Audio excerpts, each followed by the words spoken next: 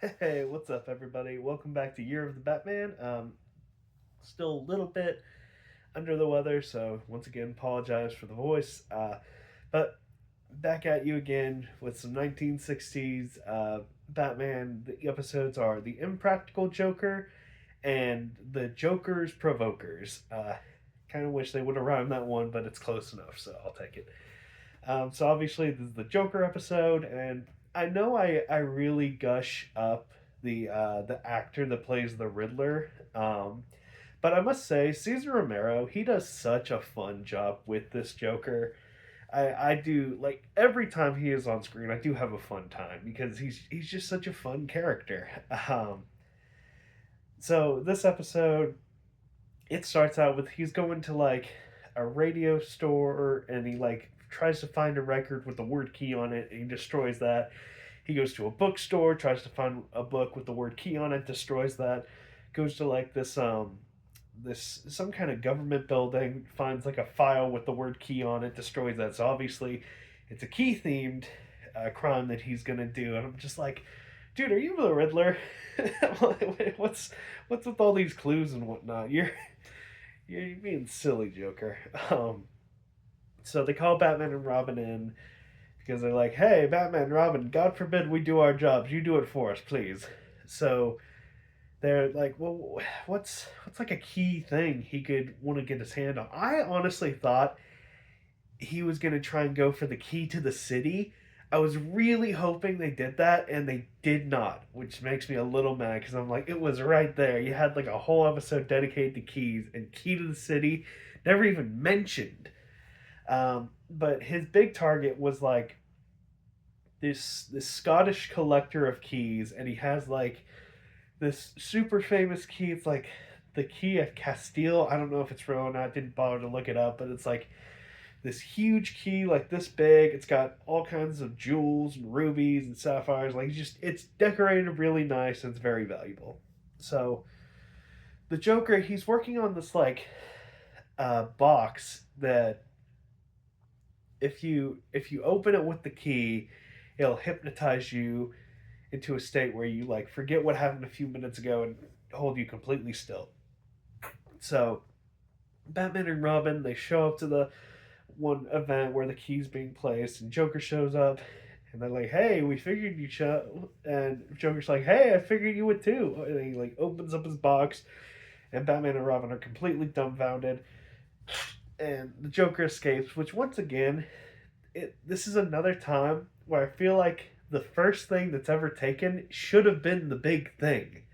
Like this thing is worth like millions upon millions of dollars, and that's the secondary thing, but it's whatever.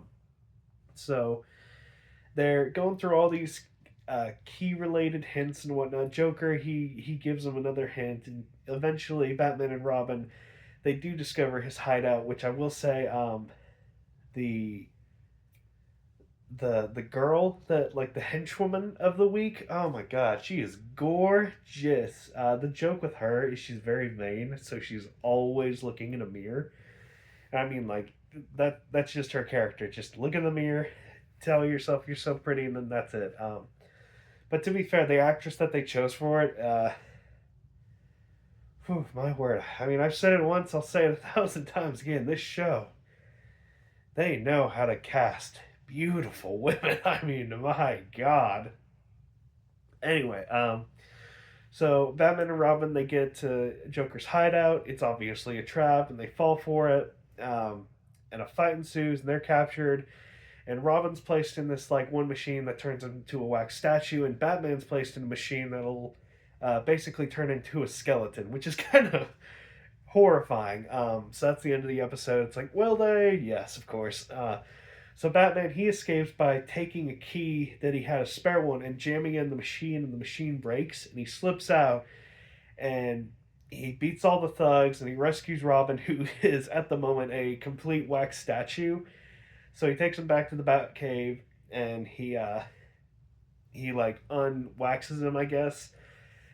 Um, but also during the fight beforehand, the last episode, they break the box that like hypnotizes them because they said before Which this was a fun little nugget of information. They said in Joker's past life, he used to be a master hypnotist.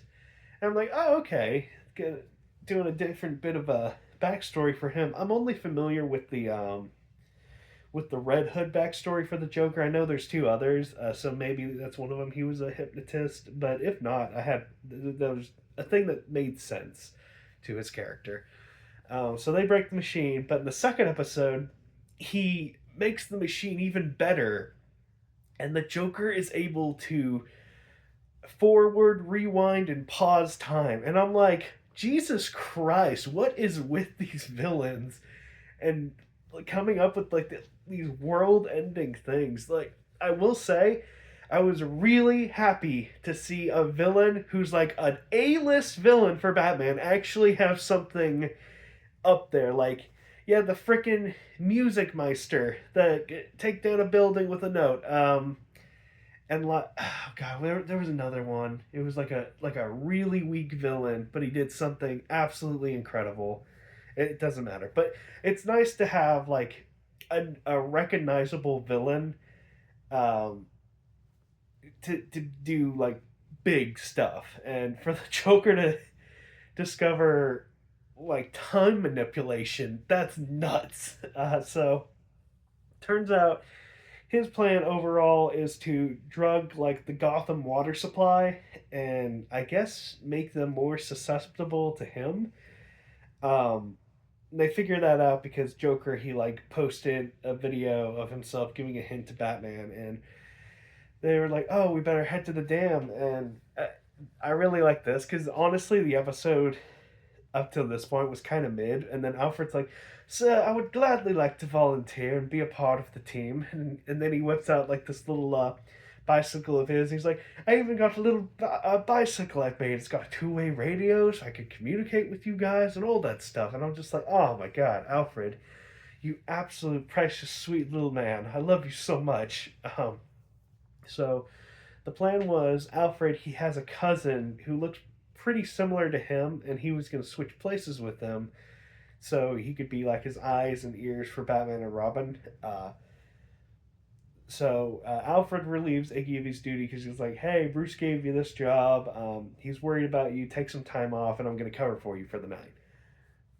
Which that was easy.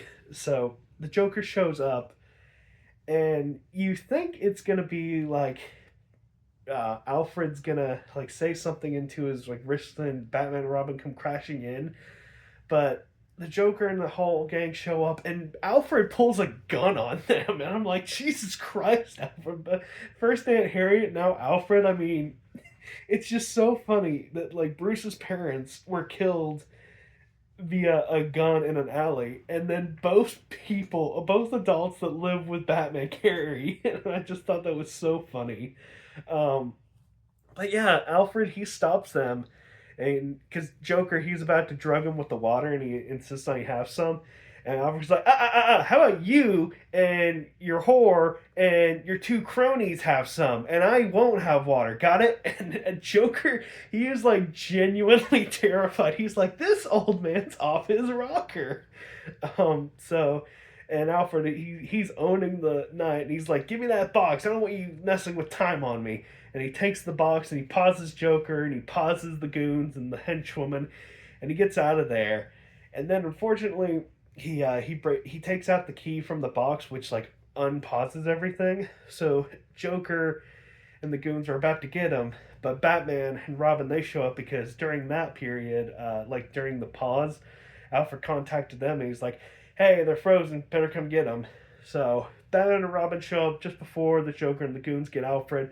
A fight ensues, and obviously, Batman and Robin they win. The day's over. But yeah, I gotta say that one scene alone, it put it from being like a four. I'm not gonna give it a six. Probably yeah.